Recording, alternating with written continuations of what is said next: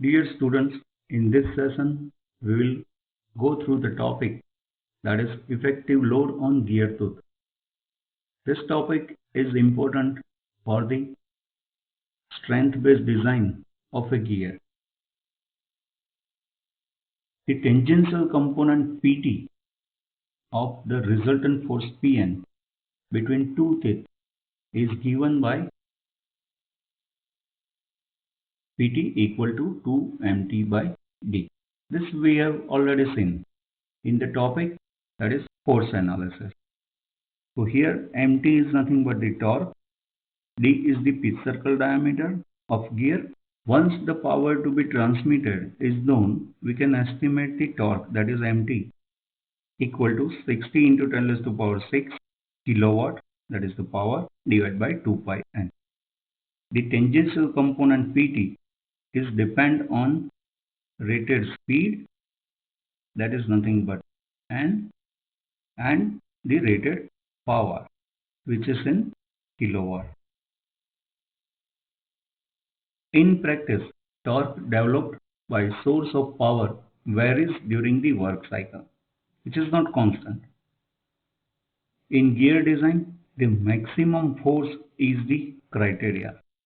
So for that, a service factor is considered for the design of gear. So that service factor is defined as, that is CS equal to maximum torque divided by rated torque. Therefore, CS, that is nothing but the service factor, equal to mt max divided by mt, that is equal to Pt max divided by Pt. So we can estimate the Pt max, that is equal to CS into Pt. Now we will understand why dynamic load is important. So when gear rotates at very low speed, almost at zero velocity, the transmitted load Pt can be considered to be actual force present between two meshing teeth. Means here this can be considered like a static analysis. Means we are not considering the dynamic load.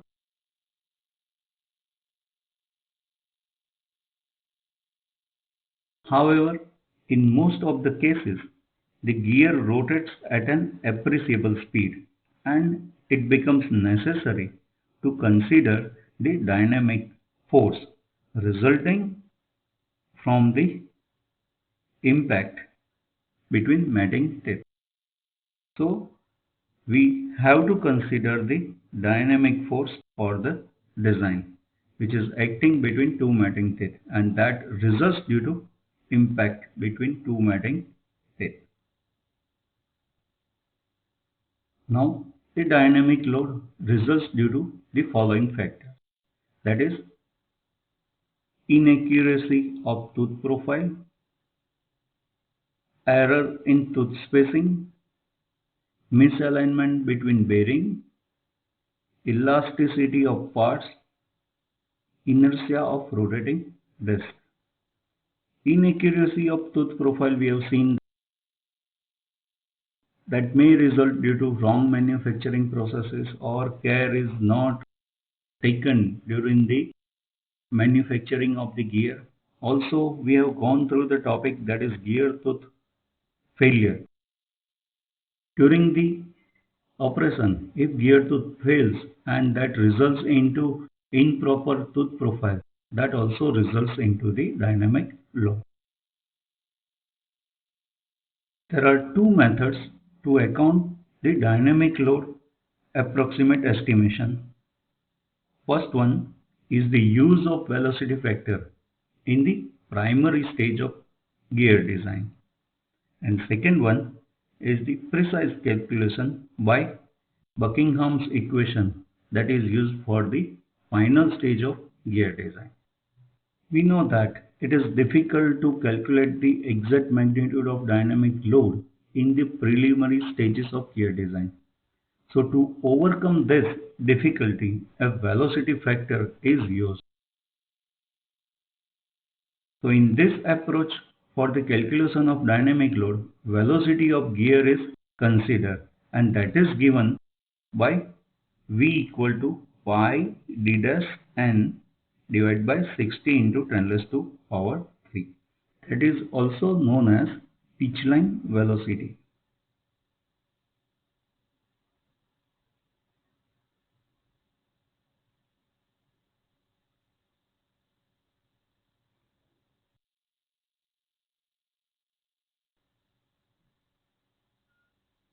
V equal to pitch line velocity. Value of CV, that is velocity factor, is calculated based on the empirical relationship.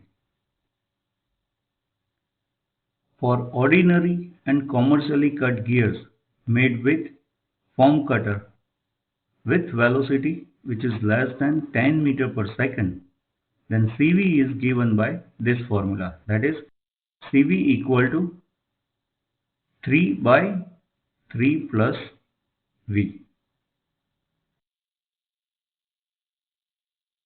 For accurately hobbed and generated gears with velocity less than 20 meter per second, then CV is given as 6 by 6 plus V. Means in this case, the velocity which is required should be less than 20 meter per second and greater than 10 meter per second. For precise gears with saving, grinding and lapping operation, means these are the dressing operations which are used after the initial manufacturing process of the gear.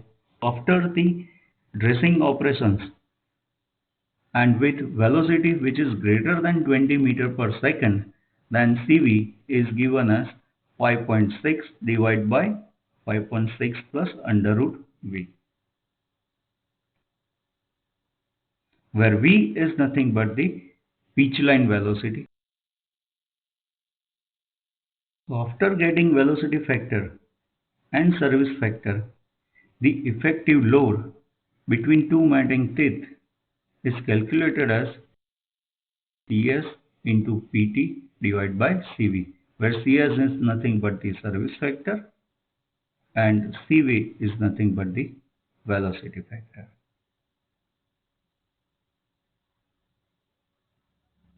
Velocity factor is an empirical relationship developed by past experience. So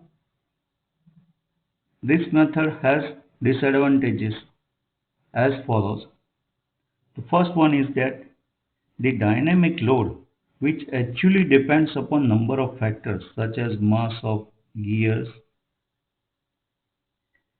mass connected to gear shaft, and the properties of gear material, that is elasticity.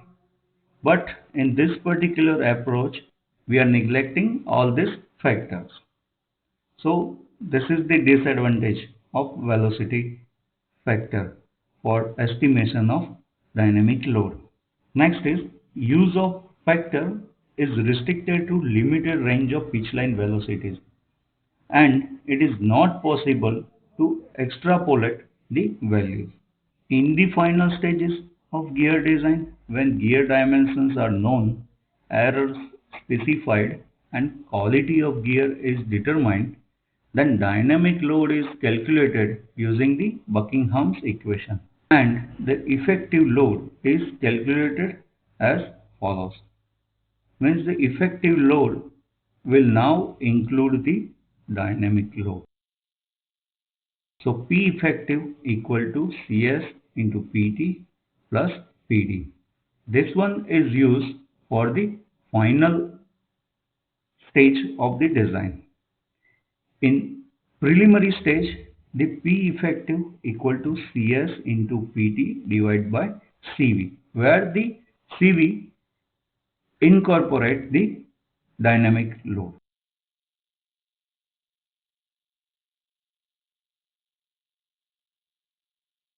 Where PD is the load due to dynamic conditions between the two teeth.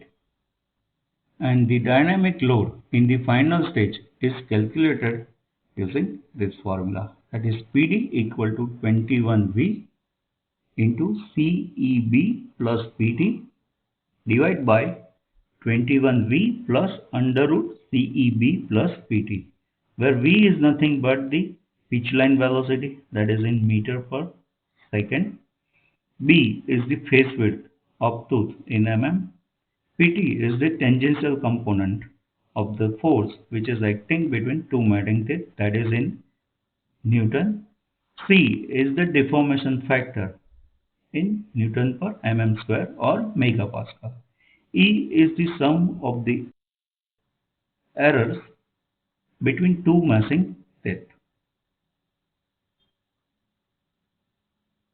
Now we will see different parameters which are used to estimate the dynamic load for the final design. The first one is the deformation factor C. Depends upon moduli of elasticity of materials of pinion and gear and the form of tooth, and it is given by, that is C equal to K divided by 1 upon EP plus 1 upon EG, where K is the constant that depends upon the form of tooth and E is the modulus of elasticity. The values of K for various tooth forms are as follows.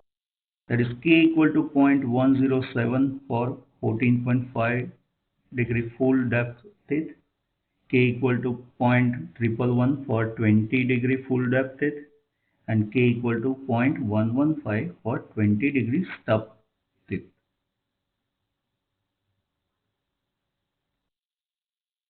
So next parameter we will see, that is the error.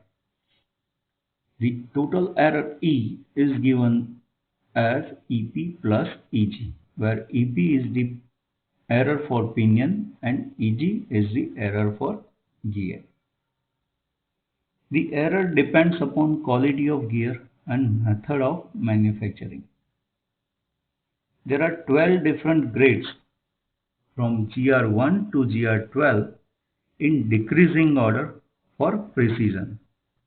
The expected error on the tooth is considered to be equal to the tolerance, and the tolerance is calculated by using the formula, that is phi equal to m plus 0.25 times under root d square, where d dash is nothing but the pitch circle diameter, m is the module, and phi is the tolerance factor.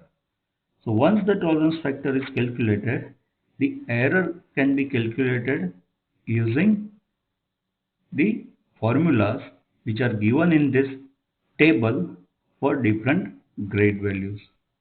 So for grade 1, the formula of error E, that is nothing but 0.80 plus 0.065, where phi is nothing but the tolerance which depends on module m and pitch circle diameter d dash. Similarly, say grade 4 is given, then the error E equal to 3.2 plus 0.25 times phi. Again, phi is nothing but the tolerance factor.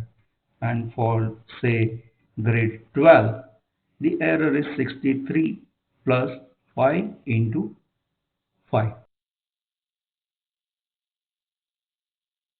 So the dynamic load calculated by Buckingham's equation is far more than the corresponding load which is calculated by velocity factor method, which is used for the preliminary stage design, while the Buckingham's equation we are using for the final stage of gear design. In most of the case, the actual dynamic load is less than that of calculated values by Buckingham's equation. This happens because the equation is mainly applicable to large gears with connected masses that rotate at moderate speeds. Now we will see the procedure to estimate the dynamic load or the effective load for the helical gear.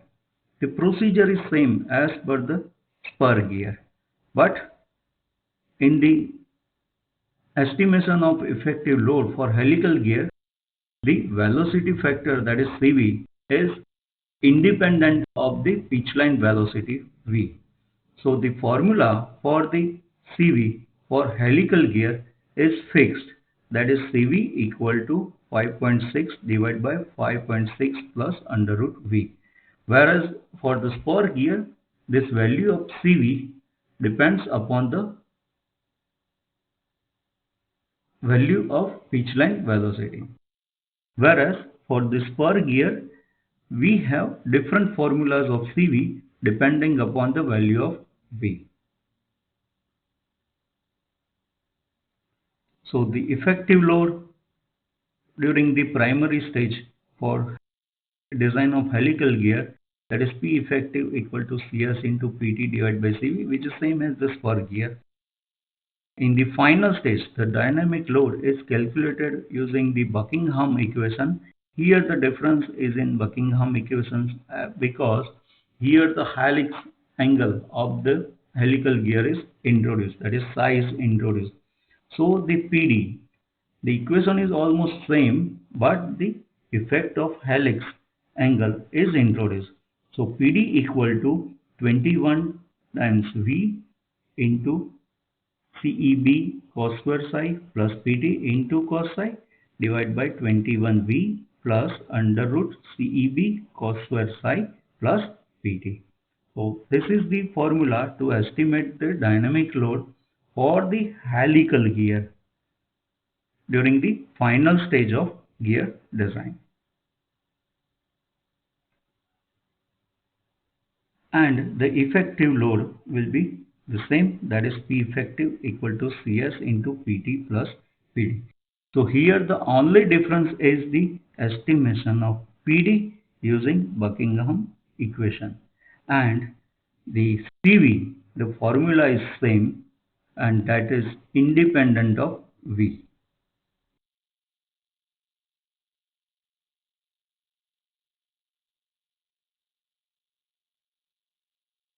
Velocity, pitch line velocity V. So CV is ultimately independent of velocity V, and CV equal to 5.6 divided by 5.6 plus V.